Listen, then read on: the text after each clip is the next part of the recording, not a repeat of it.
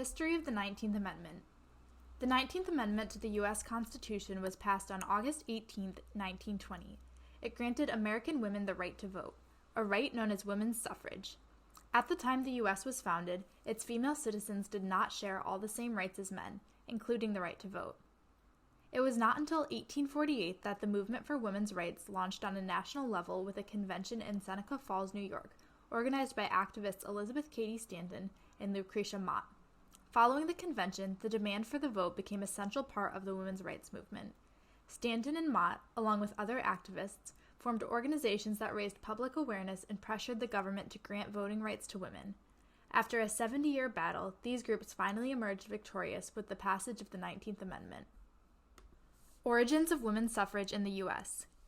During America's early history as a nation, women were denied some of the key rights enjoyed by male citizens. For example, married women couldn't own property, and no woman had the right to vote. Women were expected to focus on housework and motherhood, not politics.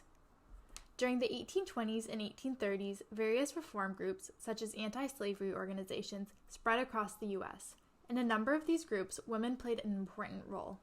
Meanwhile, many American women were starting to resist the idea that the only true woman was a wife and mother focused on home and family. Suffrage movement gets organized. It was not until 1848 that the movement for women's rights began to organize at the national level. In July, reformers Elizabeth Cady Stanton and Lucretia Mott organized the first women's rights convention at Seneca Falls, New York. More than 300 people attended, including the prominent abolitionist and activist Frederick Douglass. The people at Seneca Falls believed that women should be given better opportunities for education and employment. They also agreed that American women deserved to be involved in politics. A group of delegates led by Stanton produced a document called the Declaration of Sentiments. Modeled after the Declaration of Independence, it said that all men and women are created equal. What this meant, among other things, was that the delegates believed women should have the right to vote. National suffrage groups established. In 1869, Stanton joined with Susan B. Anthony to form the National Women's Suffrage Association, NWSA. Their goal was to pass an amendment to the Constitution that would grant women the right to vote. That same year, Lucy Stone and Henry Blackwell founded the American Women's Suffrage Association, AWSA. The AWSA believed voting rights for women could best be gained through amendments to individual state constitutions.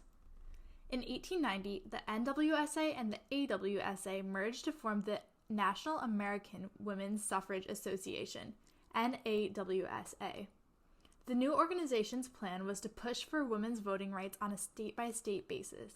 Within 6 years, Colorado, Utah, and Idaho adopted amendments to their state constitutions granting women the right to vote. In 1900, with Stanton and Anthony getting older, Carrie Chapman Catt stepped up to lead the NAWSA. Some progress. The beginning of the 1900s brought strength to the women's suffrage cause. Under the leadership of Catt, the NAWSA achieved rolling successes for women's rights at the state levels. Between 1910 and 1918, 17 states and territories extended voting rights to women. In 1918, President Woodrow Wilson became a supporter of women's voting rights. He tied a proposed suffrage amendment to America's role in World War I and increased the role women had played in war efforts. When the amendment came up for a vote, Wilson addressed the Senate in favor of suffrage. However, the amendment proposal failed in the Senate by 2 votes. Another year passed before Congress took up the measure again. Getting the vote. On May 21, 1919, Representative James R. Mann proposed the House resolution to approve the amendment granting women the right to vote. The measure passed the House by a vote of 304 to 89.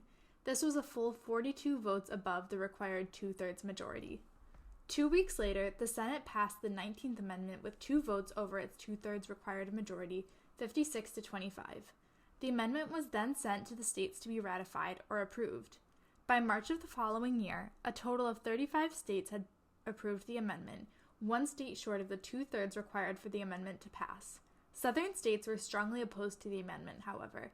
7 of them had already rejected it before Tennessee's vote on August 18, 1920. It was up to Tennessee to tip the scale for women's suffrage. The outlook appeared bleak, given the position of Tennessee's state legislators in the 48-48 tie. The state's decision came down to 23-year-old Representative Harry T. Byrne to cast the deciding vote. Although Byrne opposed the amendment, his mother convinced him to approve it. With Byrne's vote, the 19th Amendment was ratified. On November 2nd of that same year, more than 8 million women across the U.S. voted in elections for the first time. It took over 60 years for the remaining 12 states to pass the 19th Amendment.